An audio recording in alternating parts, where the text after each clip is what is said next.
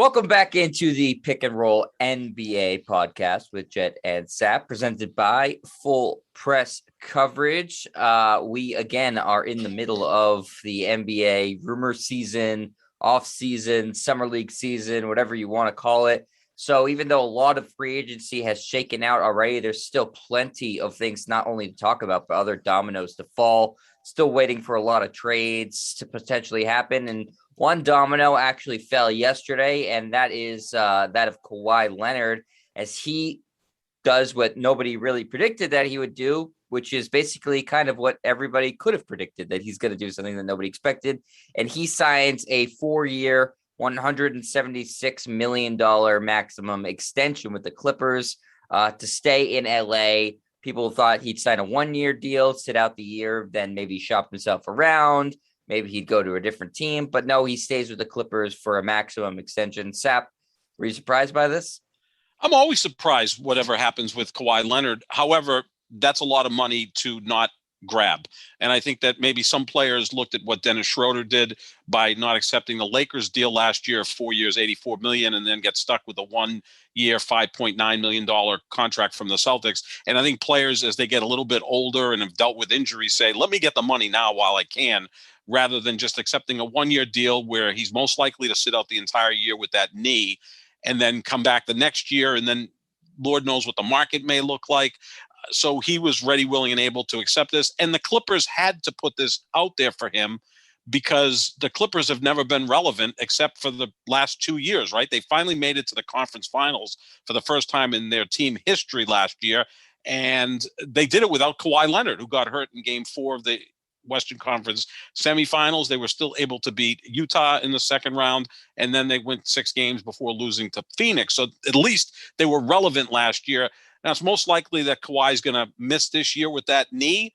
So this really turned out to be a 3-year contract at $146 million, which comes to about $49 million per year. That's the going rate for a top-tier player. The only hesitancy the Clippers would have with Kawhi Leonard is he's never been durable. It's not just a new phenomenon with him. I believe one time in the last 5 years has he played more than 60 games. So most likely to sit out this year, and then you have him for 3 more years, and you hope that Paul George is still playing at a high level, and you can kind of fill in the gaps and make a run at a title.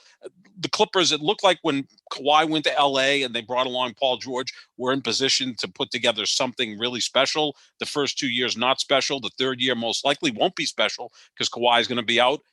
They're going to have about a 3-year window where they try to win at least one championship, and that's the goal.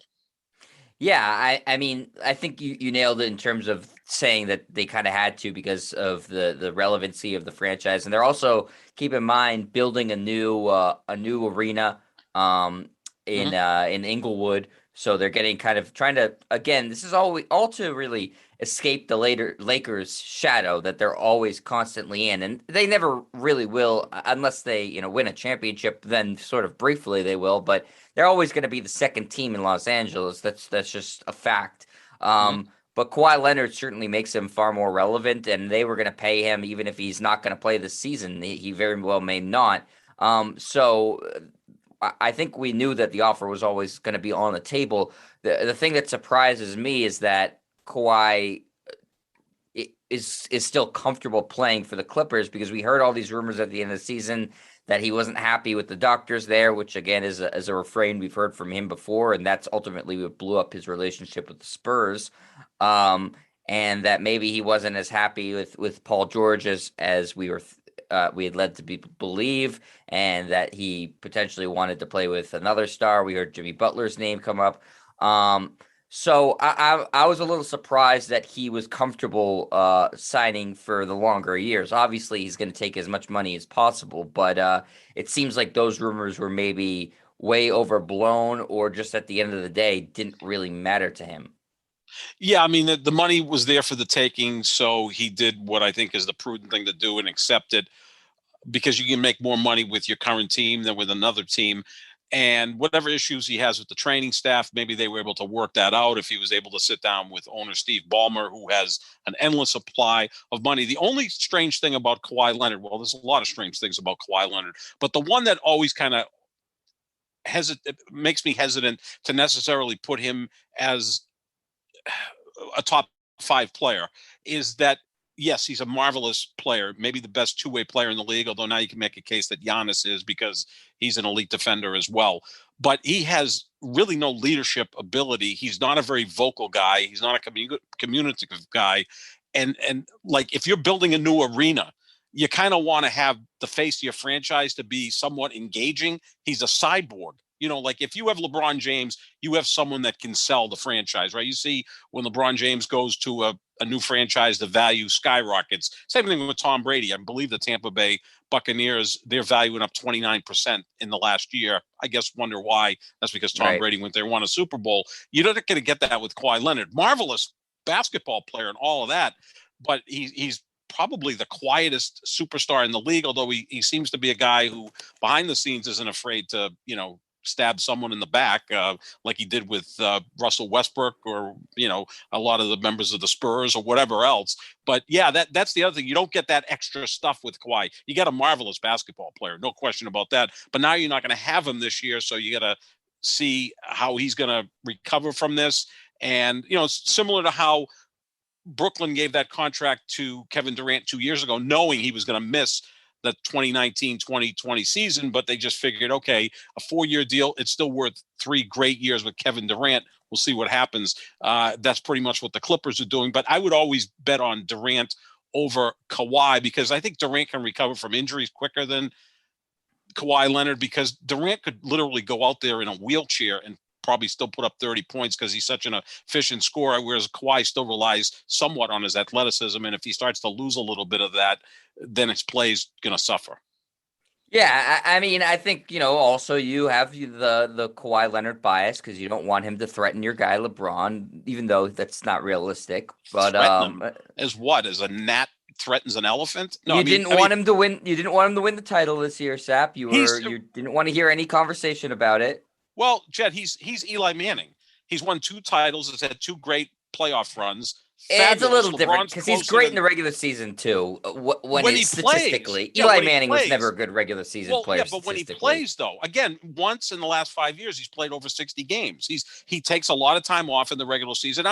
He is better than Eli Manning. All right, so he's Hilary Swank, who's been nominated twice for Oscars and has 2 Oscars for 2 great movies. She's been in a lot of crap otherwise, right? Boys Don't Cry, $1 Million Baby, great movie. She won the Oscars for that, deservedly so. And I don't know what her 3rd best movie is, but yeah, there's no threat. The only threat to LeBron of any of the players that are still playing might be Kevin Durant. And that I still think is a long shot because even if he wins 2 titles in the next, say, 3 years with Brooklyn, he'll equal LeBron with 4 titles, but they don't feel the same as LeBron's titles because he's built super teams. And yeah, LeBron became a super the Heat became a super team because of LeBron and Cleveland, et cetera. But yeah, I mean, in terms of like the entire what these guys have accomplished in their whole career. Kawhi Leonard has played like 560 games in his career.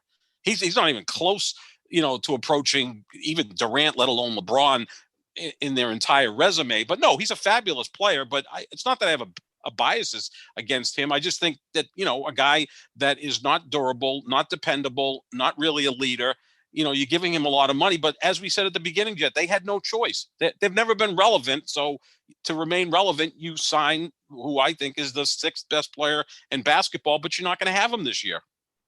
Yeah.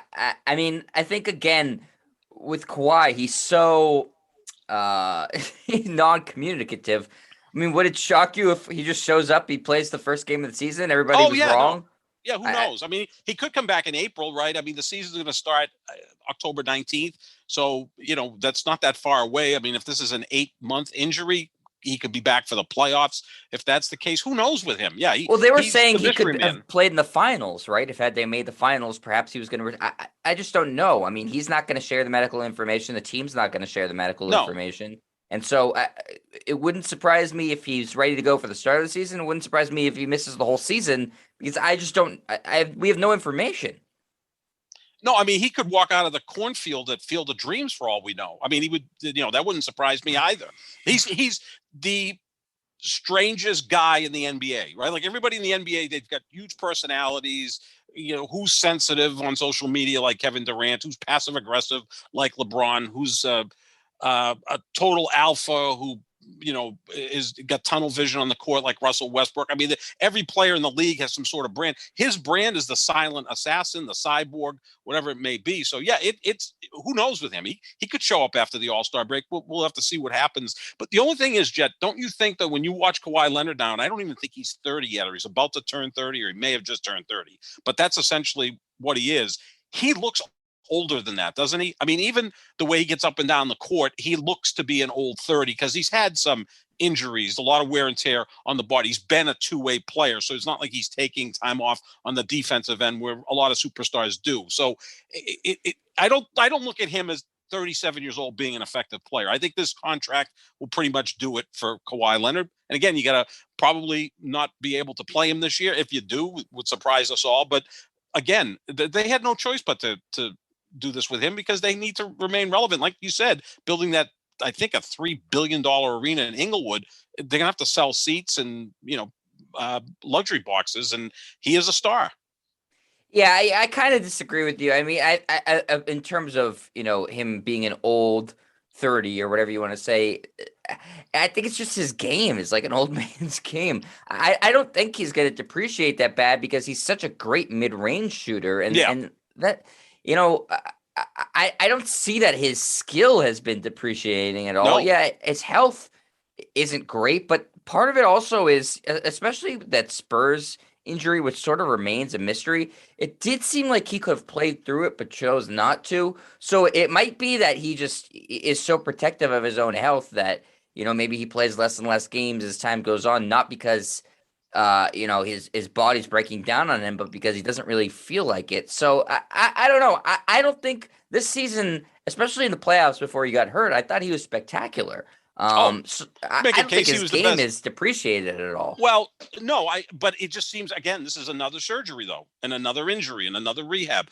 But no, his game hasn't fallen at all. I mean, you could make a case that throughout the postseason, he was the best player at the point he got injured. They ended up beating Utah without him, and they took Phoenix to 6 games. I still maintain if Kawhi had been healthy and continuing to play at that level, very easily the Clippers could have won the title. I really believe that. Although I think they would have had a lot of trouble against Milwaukee because they don't really have rim protectors. And as great a defenders as Kawhi and Paul George are, they had enough trouble with Luka. They just could not contain Luka. They didn't last year. They didn't this year. I don't know how they were going to be able to defend Giannis, who, if you have a way of defending Giannis, it is to build that wall with some big rim protectors.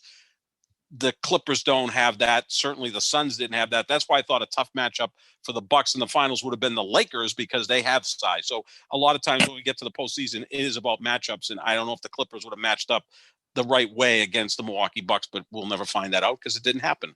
Right. Well, either way, we know that Kawhi Leonard is going to head to the Hall of Fame someday. And we actually got some announcements from the Hall of Fame yesterday as to this newest class of 2021. We just had the class of 2020 inducted not that long ago because it was delayed a year because of the pandemic. And we always like to see who is going to be standing by the new inductees side and inducting them. It's a cool tradition that the Basketball Hall of Fame does. And now we have the answers. So this class is including Chris Bosh, Bob Dandridge, Cotton Fitzsimmons, Howard Garfinkel, Paul Pierce, Tony Kukoc, Ben Wallace, and Chris Webber. Oh, and Jay Wright, the coach of Villanova. So a very solid class, a lot of recognizable names. And obviously, Sap, I was really excited to hear that Kevin Garnett is going to be the guy who is standing by Paul Pierce's side. That made me feel all warm and fuzzy inside. We know how close those guys are and remain to this day. So I couldn't think of a better person to induct Paul Pierce than Kevin Garnett. Apparently, Ray Allen wasn't available. They didn't want to ask Ray to induct. Well, no, Ray is inducting Chris Bosh to really even stick the dagger further in Celtics fans' back. He's doing that. Yeah, because it was Bosh who got the offensive rebound and kicked it out to Ray Allen for the game-tying 3 in Game 6 of the 13 finals. So, there's that connection. I want to know who's going to induct Tony Kukoc. Is it going to be Scottie Pippen? And again, I'm just being a wise ass through this whole thing. But it's Michael Jordan and Jerry Reinsdorf. They are doing it. You can't have. That's going to be interesting because I think they've kind of repaired their relationship a little bit, Reinsdorf and Jordan. So now there's 2 fellow NBA owners presenting Tony Kukoc. But back to Paul Pierce, that makes the most sense, doesn't it? Because I think Paul Pierce, before Kevin Garnett got here, was already on track to be a Hall of Famer, right? Before he got here, he made 5 All-Star games, which I think if you make 5 All-Star games, you're almost guaranteed of making the Hall of Fame. If you get to 6, it's pretty much a guarantee. And the interesting thing about Paul Pierce, and I was just doing a little research on his numbers, 5 times in his career, he's averaged 25 or more points per game in a single season, which is pretty impressive considering he came up in the late 90s and played in the early 2000s when scoring was down a little bit. It's not like it is now. Scoring wasn't as low as it was throughout most of the 90s where, it felt like football games out there. But that's impressive. But obviously when Garnett came here, it just worked together.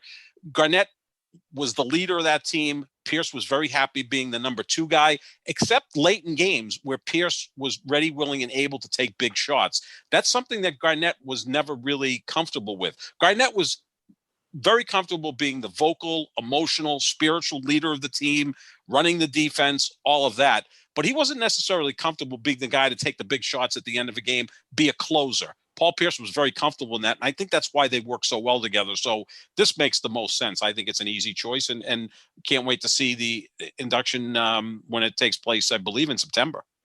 Yeah, I mean it'll be a really nice day for Celtic fans because not only is Paul Pierce going into the Hall of Fame, but so is Bill Russell as a coach, and so is Mike Gorman as a contributor, announcer, whatever. So 3 Celtic legends are going into the Hall of Fame. So it'll be a really, really fun day for if you're a Celtics fan, and Paul Pierce and Kevin Garnett standing together will be great and bring back some really good memories of the last time the team was really competitive for a title.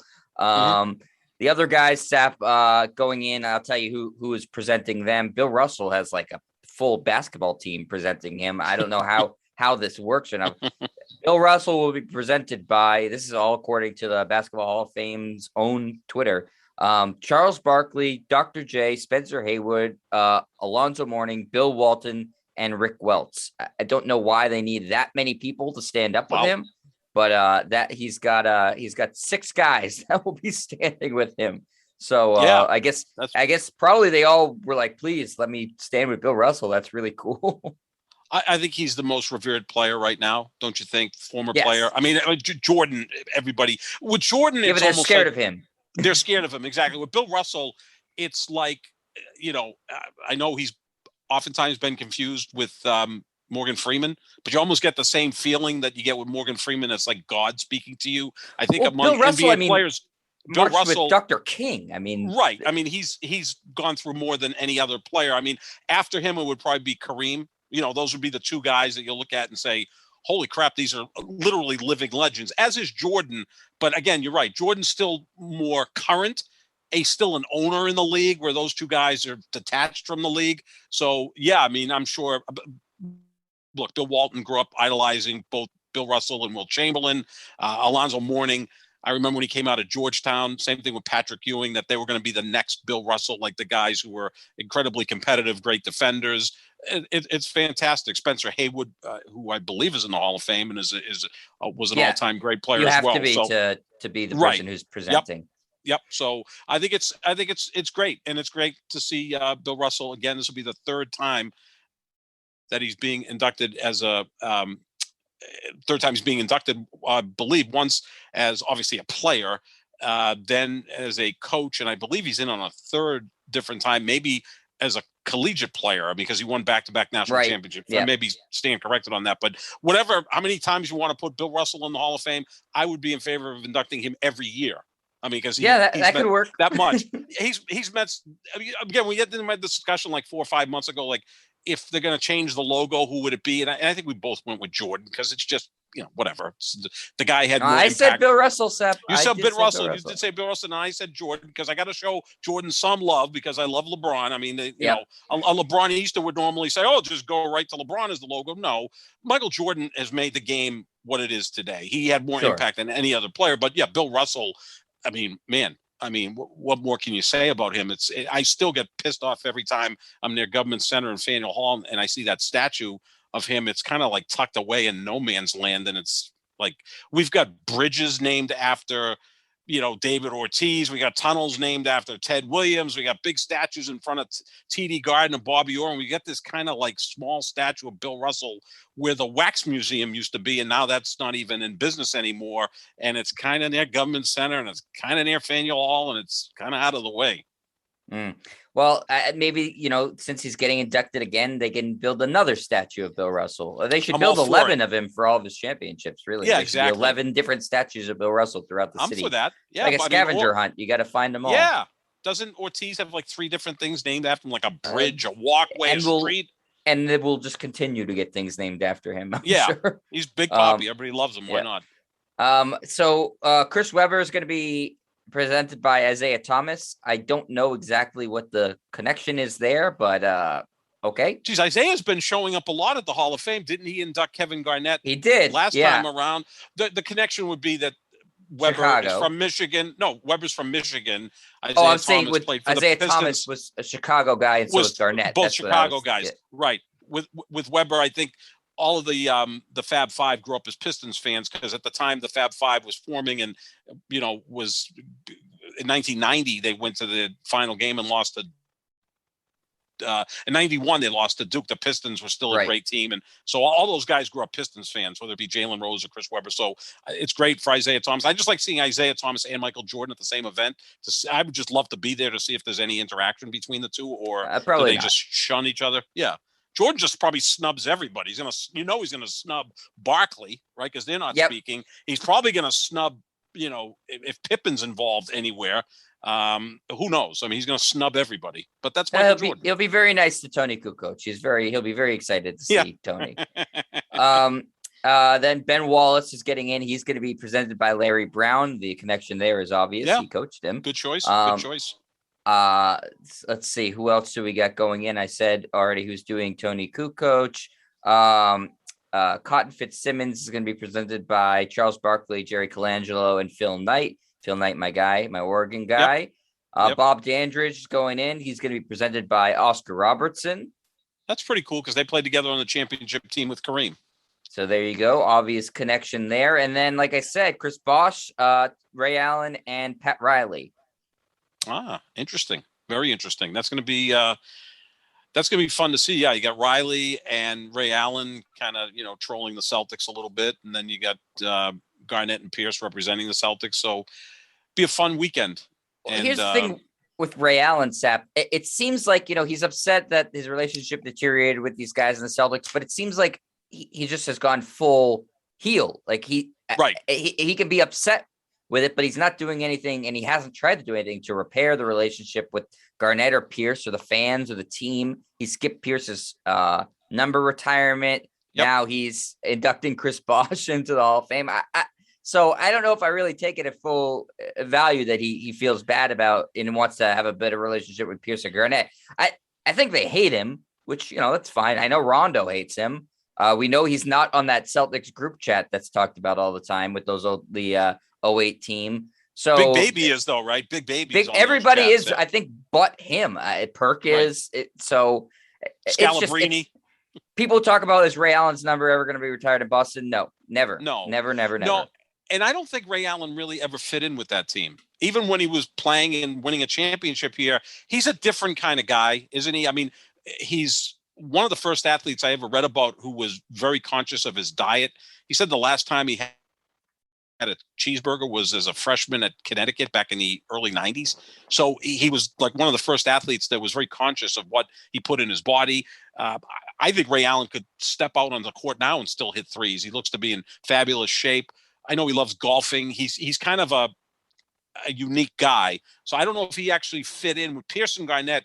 When they got thrown together, it seems like they just fit perfectly, right? And then you had Perkins and Rondo, who were the younger guys who followed Garnett and Pierce. And it was those four among the starting five that really congealed. Whereas Ray Allen to me always struck me as a guy who was somewhat aloof and thought he was better than the rest of his teammates. Maybe I'm just reading into it too much, but that's the vibe I always got. And then, look, I was happy that he went to Miami and helped LeBron win a championship, but I also think that I always support players when they decide to just move on, because every freaking year at the trade deadline, all we heard about was Ray Allen's going to get traded for whoever. So when it was time for him to make a decision and take control of his career, he went to Miami. This is Yeah, what. but I get why Celtics fans are pissed about that because they're the rivals. But the reason Garnett and Pierce weren't so pissed about it that he left, but is just that he didn't tell them, and they found out about it on ESPN. That's what initially pissed them off about it. It wasn't the fact that he Okay, went to Miami.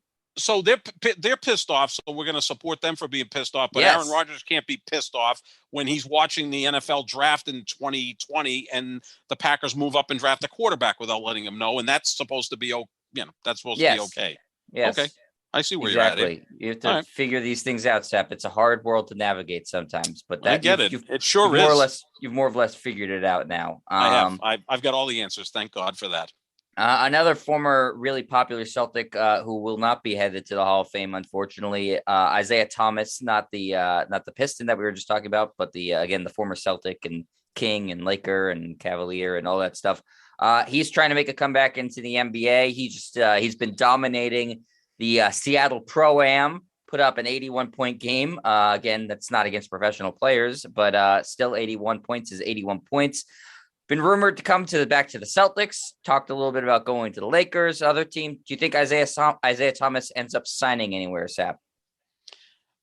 He scored 81 points, but it's the Seattle Pro-Am. It sounded to me like a golf tournament, and he shot an 81, which, you're not going to win a Pro-Am shooting 81. But I know it's basketball. Lord knows what the competition was. And look, a guy like that, if he showed up at your local playground, you wouldn't be able to even play against him. You'd be in awe of him and be, totally intimidated by his talent. But does that mean he can now get back to the NBA? I believe he's 33 years old. He's had a myriad of injuries, those smaller guards. And I think Isaiah Thomas, I think we've both met him. He's 5'7", if that, right? I mean, you've stood next to him. I've stood next to him. I'm a little taller than him. I'm 5'9". You're probably what, 5'6". You probably are 5'6", as tall as him. 5'5". He's about my height. Really, it's not that much different.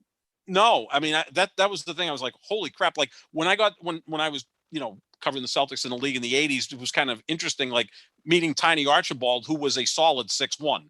Or you get to meet Bob Cousy, who was a solid 6'1". They go, one of the greatest little men in the history of basketball. I'm like, he's a tall guy with huge hands. That's why he was able to handle the ball like that. Isaiah Thomas legitimately is small. So those guys don't bounce back from injuries. We're going to see what happens with Kemba Walker with the Knicks, who's 5'10", 5'11", even, got 3 or 4 inches on Isaiah Thomas. I can't see him going to the Lakers. They seem to have their roster filled out as of now. And it didn't work well when he was in Cleveland for a few months with LeBron. So I can't see him going to the Lakers. That doesn't make any sense.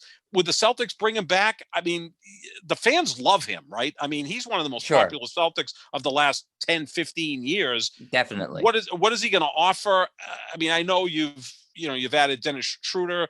You've got Marcus Smart. It seems to be a team that's built around point guards and bigs. And then you got Jason Tatum and Jaylen Brown as the, wing guys, and maybe you need a little depth there. I can't see it happening. But now that Danny Ainge is gone, is like Brad Stevens trolling everyone and bringing back guys that Ainge got rid of, and maybe Isaiah Thomas is going to be yet another player that fits that role. I don't know. I think before they made the moves to bring in Schroeder and fill out the roster a little bit more, I was like, okay, yeah, it kind of makes sense. Give Isaiah Thomas a try, give him short money or a non-guaranteed deal. But now that they have Schroeder and Peyton Pritchard has looked fantastic in the summer league, and I know it's summer league, but I think we all expect him to be a reliable NBA player, and he's a good shooter, and he's obviously far younger than Isaiah Thomas. So I think they feel pretty comfortable at that position now. I don't think that they feel really the need to bring in Isaiah Thomas. So I don't think the Celtics are really a fit for him. And the Lakers, I don't think he's a fit, but if LeBron wants him, then he'll be on the Lakers, period. They don't care about, building a team so much as, the guys that LeBron wants on the team. I could see a team taking a flyer on him. I don't know what team that will be, because again, the age thing is a little tricky with him too.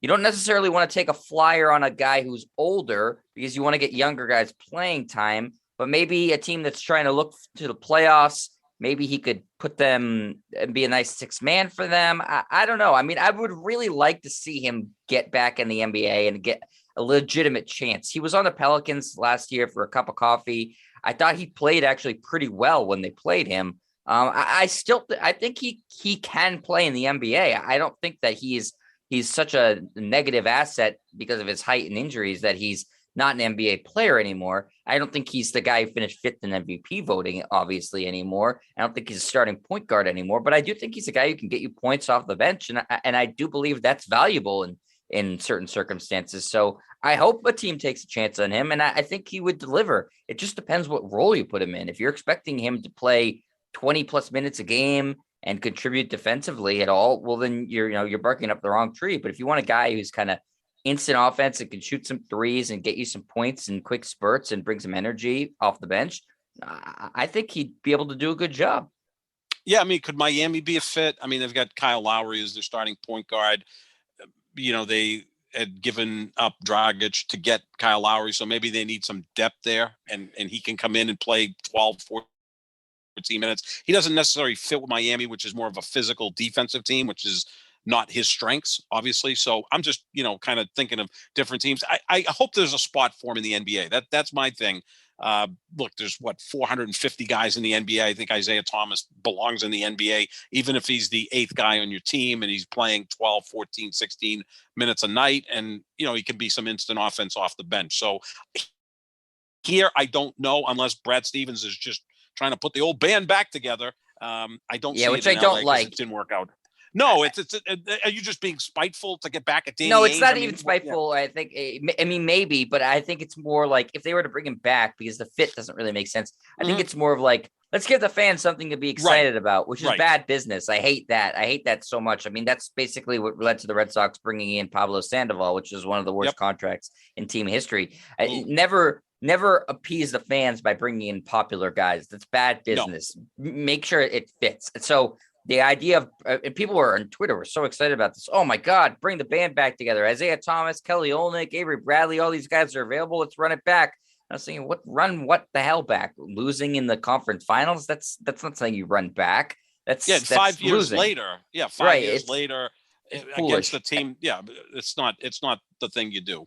So it's bad business, and I want the team to be run the right way. And so far, I think Brad Stevens has done a good job to make this roster better and more cohesive than it was at least on paper than last year. And adding Isaiah Thomas to the mix would just seem like, hey, here you go, fans. And then fans would get excited and they would lose. And then what would be the purpose of all of it? So I don't like waving that shiny object at fans just to say, oh, look what we did for you. No, deliver something on the court that's actually tangible, not a player that people like. And it could be a distraction too. He's on the bench and someone's not playing well and the fans are getting on that other player and they want Isaiah Thomas to play. Let's take a look at Peyton Pritchard.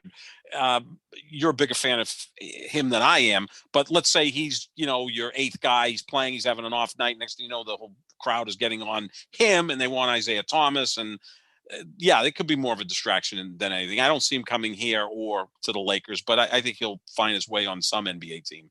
Yeah, and I think he, like you said, I mean, there's 400 plus players in the NBA. He's certainly better than a large portion of that, I would think, because he can clearly still score and shoot.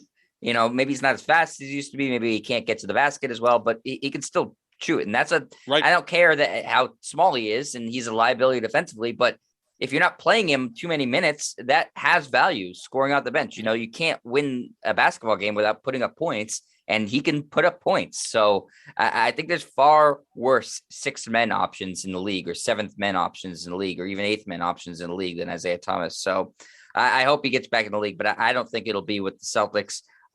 Sap, last thing you want to talk about is this kind of awesome story about J.R. Smith. He remember back in the day, you could come straight out of high school and go to the NBA, Sap, and that's exactly what J.R. Smith did. And so because of that, he has college eligibility, not in basketball because he played professionally. So that wipes that out. But he's looking to play golf at the collegiate level, Sap. Going to college at North Carolina A&T. I don't know what it is. I know it's a HBCU. Mhm. And he's an avid golfer and is trying to pick up a golf career as a collegian. I think he's what 35, Sap. So he He's would be 35. Yeah. one of the oldest guys who is a college athlete. But I actually think this is kind of a cool story. Yeah, it's Rodney Dangerfield, right? Going back to Yes, school when he was in his 50s. yes, J.R. Smith's going to go there. He's worth $90 million. I think he's earned that much money in his career as a two-time champion. Maybe he comes back and, really uh, takes good care of the rest of the golfers on that team. Yeah, he's an interesting guy. And I think eventually you're going to see J.R. Smith. I mean, look, everybody does a podcast. There's over 1 million podcasts in the country. But I think you could see him on one of the networks, whether it be ESPN or TNT or NBA TV. I think he'd be an interesting fit there. He's a much brighter guy than people think. I mean, there's times on the court where it looks like he has no clue what's going on. The man can always shoot, right? I mean, he's hit huge shots for the Knicks, and he hit some big shots in Game 7 of the 2016 Finals. Early in the third quarter, the Cavaliers were in danger of falling behind by double digits in that game, and he hit a couple of big threes that kept them in the game. So he can shoot, he could still contribute, but at this point, he's probably done with playing. Yeah, I'll support him on this. Why not? I mean, go ahead, chase your dream. And again, hopefully, he takes classes and wants to just enjoy the world experience of being in college. It doesn't mean he has to graduate, but just to be exposed to different people, maybe younger kids, meeting professors and rounding out your life experience will be a good thing for J.R. Smith. And we'll see how he is as a golfer. I mean, the only thing I'm hesitant about is he taking someone's spot. Is there like someone else that could fill that role on the golf team? But I would think that they would be able to figure that all out. And I think, they'll probably have the best equipment of any team, although I'm sure the NCAA will get involved with it somehow, and it'll right. be some sort of violation if he buys everybody on the team, golf cleats and the golf shoes. It's going to be a Yeah. major issue. But yeah, good for him. This is good for him. And look, he's an interesting guy, and we'll see what happens.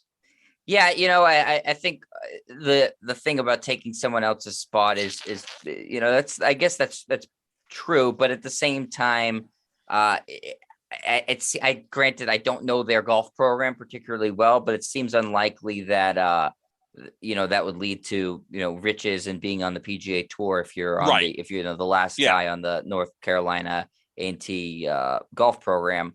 I just think it probably brings good attention to the school, Absolutely. which is always Yep. great for HBCUs or Yep. any schools that are not massively funded like the Harvards and the Stanfords and the Dukes of the world. So I think that's always a good thing. And golf is so devoid of personality in many ways. So even though it's college golf, he has a personality. So Yeah. why not? It's fun. It's a fun story. Good for J.R. Smith, and it's cool that he's going back and getting his education, regardless of if he ends up playing golf for the school or not. Any kind of personality in golf is fantastic. So that's why I enjoyed the match. Aaron Rodgers, I thought was really good in that. You got Brady, who's trolling everybody at this point in his life. Phil Mickelson's always been a personality on the golf course. That's why he's always been so popular. And now you've got Bryson DeChambeau and Brooks Koepka, who can't stand each other. And they're both kind of like big, powerful guys, built like Mike Trout, crush the ball. That could be a rivalry. Yeah, you need more of that personality. We don't necessarily have that in tennis. We have arguably the 3 greatest male players ever playing at the same time.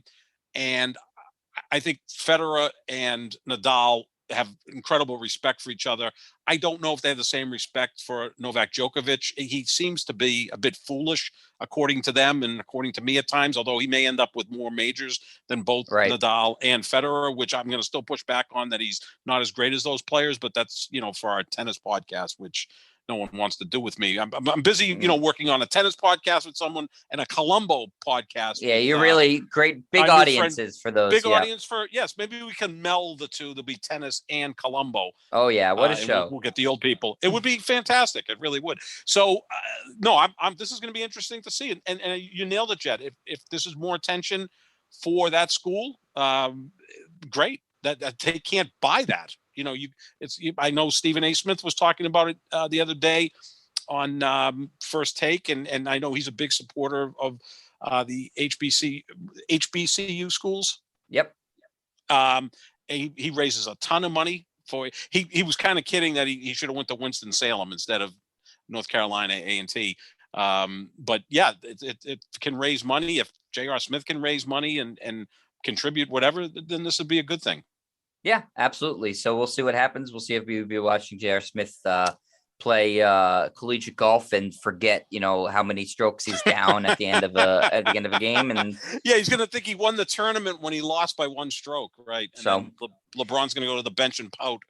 Yeah, I'm looking forward to that. So that's going to do it for us here, Sap, at the Pick and Roll NBA podcast with Jet and Sap. We are presented by Full Press Coverage. Make sure you check out our show wherever podcasts are found, and check out our Twitters at Jet Stryer, at John Sap25.